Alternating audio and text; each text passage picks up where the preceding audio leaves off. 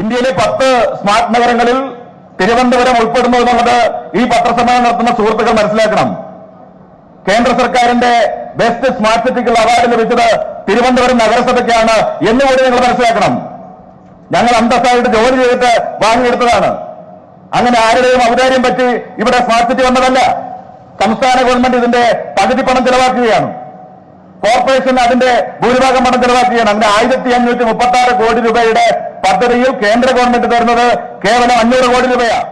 ഈ പത്രസമ്മേളനം നടത്തി വികസനത്തിന്റെ എല്ലാ അട്ടിപ്പേർ അവകാശവും ഞങ്ങൾക്കാണ് എന്ന് പറയുന്ന മഹാന്മാർ അത് ഓർമ്മിക്കണം. ഈ നിലയിൽ തിരുവനന്തപുരത്തിന്റെ അഭിമാനം ഉയർത്തിപ്പിടിച്ചുകൊണ്ട്, പൈതൃകം ഉയർത്തിപ്പിടിച്ചുകൊണ്ട് ഈ നഗരത്തെ മുൻനിരയിലേക്ക് എത്തിക്കുന്നതിന് ആവശ്യമായിട്ടുള്ള വലിയ പിന്തുണ നൽകിയത് നമ്മുടെ സംസ്ഥാന ഗവൺമെന്റും തിരുവനന്തപുരം നഗരസഭയുമാണ്.